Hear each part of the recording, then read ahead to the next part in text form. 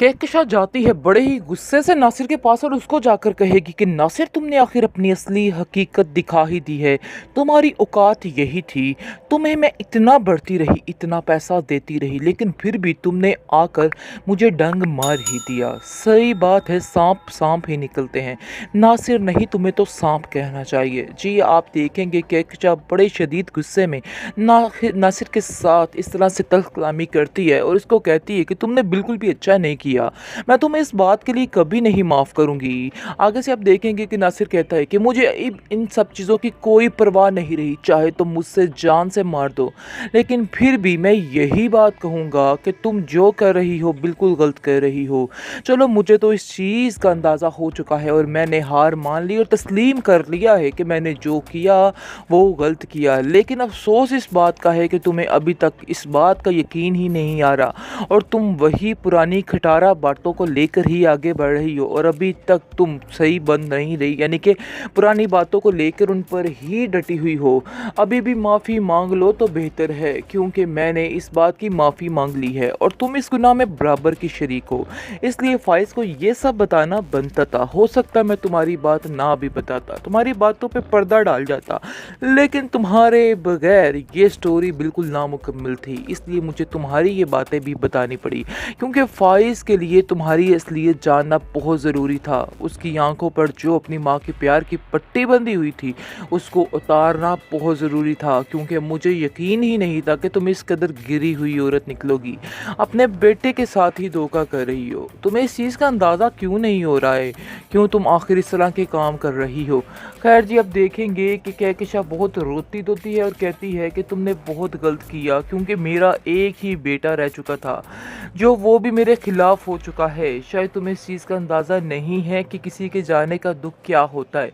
मैंने रेयान के जाने का दुख बर्दाश्त किया है, लेकिन अब मुझे फ़ाइज़ के जाने का दुख आ जाएगा और मैं ख़त्म होकर रह जाऊंगी। जिसको सुनकर वो कहता है कि कुछ लोग होते हैं, उन लोगों के साथ ऐसा ही होना चाहिए। तुम भी उनमें से एक हो और तुम्हारी असल हकीकत भी यही है कि तुम्हें सब कुछ छोड़ के ही जाना है, जैसे मुझे सब छोड़कर चले गए।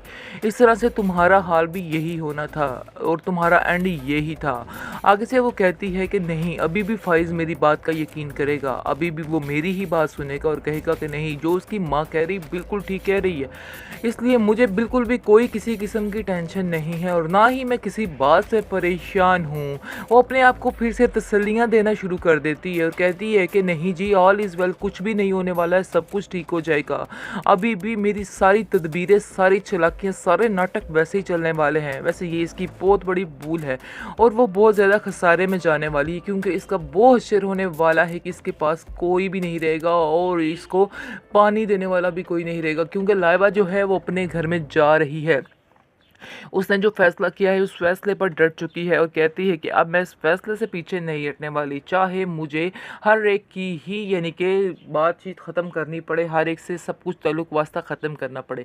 वैसे भी इन जैसे लोगों से मैं ताल्लुक़ वास्ता रखना पसंद ही नहीं करती। उसको काफ़ी ज़्यादा गुस्सा है, जब भी वो अपने माज़ी को देखती है तो काफ़ी परेशान और निढाल हो जाती है, क्योंकि वो इन सब बातों को बिल्कुल भी पसंद नहीं करती और कहती है कि नहीं, हमारा जो माज़ी था बहुत ही गलत था। आज मुझे इस चीज़ का एहसास हो रहा है और मुझे ऐसा लग रहा है कि मैंने ये बात गलत कर दी है और बहुत ज़्यादा गलत घर में जन्म ले लिया है। वो इस बात को लेके काफ़ी परेशान है, लेकिन फिर भी फ़ाइज़ उसको समझाने की कोशिश करता है कि इसमें हमारा कोई कसूर नहीं है, तुम्हें बिल्कुल भी परेशान नहीं होना और अपने दिल से ये कड़वी कसैली बातें भी निकाल दो और अपनी ज़िंदगी को अच्छे तरीके से शुरू करने की कोशिश कर दो। जैसे ही लाइबा शादी कर लेती है वकास के साथ और उसके बाद कहकशा के पास आती है और काफ़ी खुश होती है और कहती है कि आप मुझे दुआएं दें, क्योंकि मैंने बहुत ही अच्छा काम कर लिया है, जो काम आप कभी नहीं कर सकती थी। आपने हमारे लिए सारे रास्ते बंद कर दिए हैं, लेकिन मैंने ये फ़ैसला खुद लिया है और अपने बाप की मर्ज़ी से लिया है, इसलिए आप मुझ पे इस तरह से तनकीद नहीं कर सकती। लेकिन जी, वो आप देखेंगे कहकशा बहुत रोती है और कहती है कि तुमने मेरे साथ अच्छा नहीं किया, तुमने तुमने मेरे साथ बहुत गलत किया है। मुझे तो यकीन ही नहीं आ रहा कि मेरी बेटी हो के मेरे साथ ऐसा कैसे कर सकती हो। क्योंकि आप देखेंगे कि लाइबा अपनी माँ से कहती है कि आपसे शायद मेरी खुशियाँ नहीं देखी जा रही हैं। इस तरह से खुश देख के आपको तकलीफ़ हो रही है, क्योंकि आप जिस अज़ियत में हैं, आपका दिल है कि सब ही ऐसे रहें और सबके दिल में यही बेचैनियाँ, यही परेशानियाँ रहें। लेकिन ऐसा नहीं होने वाला है। मैं अपनी ज़िंदगी में बहुत ज़्यादा खुश हूँ और खुश होना भी चाहिए, क्योंकि मैंने आपके साथ जितने साल गुज़ारे हैं, अब जाकर मुझे समझ आई है कि कितनी अज़ियत में गुज़ारे हैं। हाँ, मुझे यकीन है कि वकास के घर वाले भी इस बात के लिए राज़ी हो जाएँगे और हमें एक्सेप्ट कर लेंगे। मुझे इस चीज़ का पूरा यकीन है।